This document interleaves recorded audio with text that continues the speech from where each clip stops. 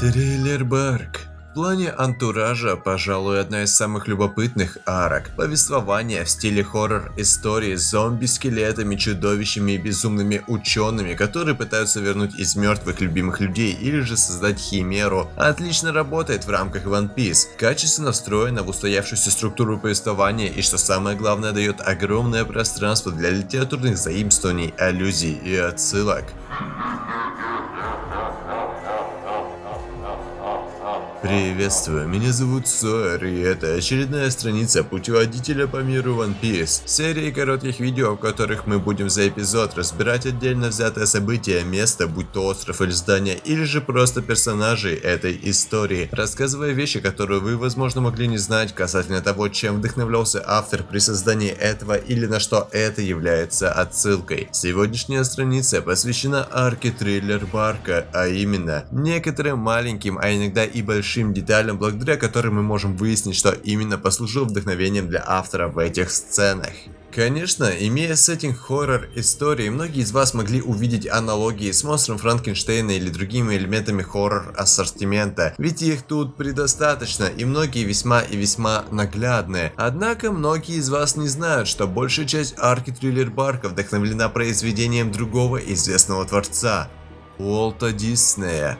Это одна из короткометражек про Микки Мауса, выпущенная в 1933 году и которая носит имя The Mad Doctor – Безумный доктор. Короткометражная история начинается с того, что Микки Маус обнаруживает, как его пса Плута похищает неизвестный, после чего Микки следует прямо за ними по следам в сепарированный от земли замок. Оказывается, что этот неизвестный человек – это безумный ученый, который собирается использовать тело собаки в целях экспериментов по трансплантации и совмещению частей собаки с частями петуха для создания химеры. Эксперимент состоит в том, чтобы отрезать голову Плута и присоединить ее к туловищу петуха. Таким образом, это создание будет откладывать яйца, из которых появляются существа, наполовину собака, наполовину петух. Уже здесь мы можем отчетливо видеть аналогии. Ученые, которые похищают живых существ в целях зомбификации и создания химер. Совершенно очевидно, это является вдохновением для образа Хокбака, ведь помимо схожести в деталях внешнего вида и профессии, они имеют общую цель – создание зомбифицированных смешанных существ. Много таких существ мы видели на протяжении всей арки Триллер Барка. Таким образом, в короткометражке ученый хотел создать существо наполовину собака, наполовину курицу, точно так же, как Хокбак создавал существ, соединяя различные тела мертвых животных или людей. Однако тут начинается самое интересное. Точно так же, как и в One Piece, сумасшедшему ученому здесь необходима тень существа, которая будет перемещена в созданную химеру. И разумеется, ученый просто разрезает тень Плута своими ножницами и используют для реализации своего плана. То есть это буквально то же самое, что позволяет делать сила фрукта Каги-Каги Нами, принадлежащая Геккомори. Он точно так же использует свои ножницы и разрезает тени различных существ, полученные насильственным путем.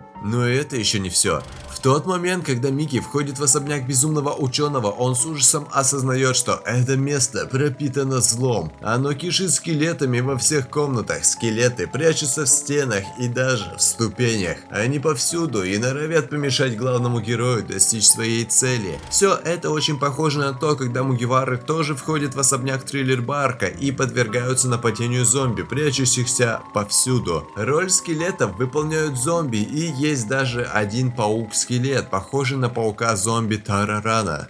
Вы, смотря на это, можете быть немного удивлены некоторым расхождением в вашей голове касательно мультфильмов о Микки Маусе, ведь это является детскими мультфильмами, и тема хоррора в черно-белом оформлении с крайне жестоким содержанием вызывает некоторые вопросы. Что ж, пожалуй, этот казус, вероятно, и является тем, почему Ода взял идеи этого мультфильма и как вообще он с ним ознакомился. Дело в том, что этот мультфильм стал настолько популярным за счет этого самого несоответствия канону детских мультфильмов. Он вызывал много скандалов, и его показы были запрещены во многих кинотеатрах, так как они посчитали содержание данного произведения слишком жестоким для детей. В одно время по этой причине он был полностью запрещен в Великобритании, а также в нацистской Германии, что достаточно иронично, учитывая тематику безумного ученого. Однако спустя некоторые годы одна из популярнейших на то время издательских газет The Film Daily наименовала этот мультфильм как один из самых ярких анимационных мультфильмов мультфильмов, которые когда-либо появлялись, и более того, довольно комичным. В последующие годы этот мультфильм стал культовым, и известность о нем постигла весь мир. Это забавно, ведь даже сейчас, в 2021 году, можно увидеть много реверансов на этот мультфильм в современной культуре, даже в таких направлениях, не смежных с мультипликацией, как рэп. А сам Безумный Доктор стал персонажем, который появлялся в качестве камео в различных мультфильмах, комиксах и видеоиграх.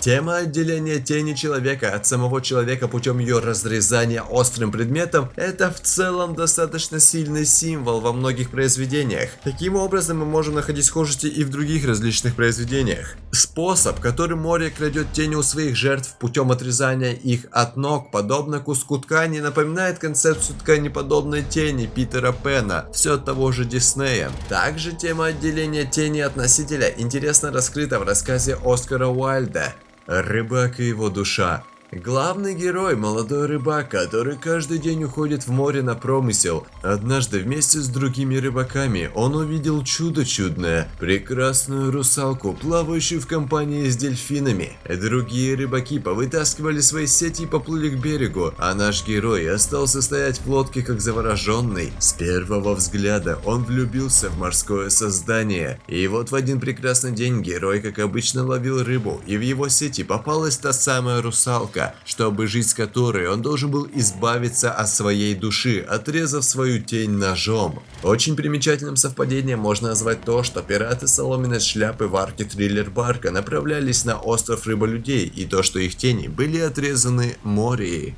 Ну и переходя непосредственно к самому Мори, его имя может быть отсылкой на роман Герберта Уэллса «Остров доктора Мора», в котором один человек попадает на остров, на котором ученый доктор Мора проводит эксперименты, создавая монстров, совмещающих в себе части тел животных и людей. Сходство сюжета романа и некоторых элементов арки Триллер Барк наряду с именами владельцев острова, кажется, подтверждает эту идею, и по крайней мере часть имени Мори является отсылкой к Моро. Также его фамилия Гекко на японском языке означает «лунный свет» и весьма подходит, учитывая его тематику кошмаров. Однако это также является игрой слов и означает «геккон». Кроме того, Мори с латинского означает «смерть». Также мы не должны забывать, что Гекко Мори как бы воплощает в себе образ этакого безумного ученого, а это образ достаточно громкий в поп-культуре. Тем не менее, внешность Мори крайне аутентичная и не совсем подходит под классического безумного доктора. Однако ситуация проясняется, если мы взглянем на ранний концепт-арты Мори в одном из артбуков. Здесь мы можем наблюдать ранние варианты внешности Гекко Мори. Весьма заметно, как сильно претерпел изменения внешний вид Мори, прежде чем предстать в официальной версии. На одном из ранних концепт-артов Мори показано, что он не имеет ничего общего с его окончательной версией. Здесь он как раз таки и выглядит как типичный безумный доктор из классических хорроров, человекоподобный с классической прической многих стариков, озера в лесу и очках. А на этом концепт-арте он показан в капюшоне и странной маске. Другой концепт-арт, как и первый, отличается. На нем Мори показан в качестве пастора, который имеет раздвоение личности, но даже так его версия была больше приближена к нынешней. Кроме того, сохранили идею его личности, в которой он представляется интриганом, который любит устанавливать ловушки. Вообще, тема культурных образов прослеживается не только в ранних видениях Оды касательно Гекко Мори, но и также Луфи. Рассматривая ранние концепт-арты кошмарного Луфи, который с тенями Мори, мы можем видеть, что автором рассматривались идеи воссоздать в Луфи различные образы из популярных хоррор-произведений. К примеру, в одежде с полоской и шляпой, напоминающий образ Фредди Крюгера из культовой франшизы «Кошмарной улицы Вязов». Таким образом, в арке Триллер Барк мы в очередной раз можем наблюдать безумное количество символов и отсылок с антуражем классических хорроров, которыми очевидно вдохновлялся Ода. Что важно отметить, как и в других арках, все это аккуратно вплетено в основное повествование и не кажется чем-то вычурным или инородным. С одной стороны, благодаря отличному навыку сторителлинга от автора, а с другой обусловлено самой концепцией мира One Piece, в котором каждый остров может представлять собой что угодно, начиная от доисторического периода с динозаврами, заканчивая гигантским кладбищем зомби и готической архитектурой, что открывает огромное пространство для создания креативного сеттинга и поражения воображения читателей. Большое спасибо за просмотр, ставьте лайк под это видео и оставляйте свои комментарии по видео или свои дополнения к нему. Не забываем про подписку на канал и пока.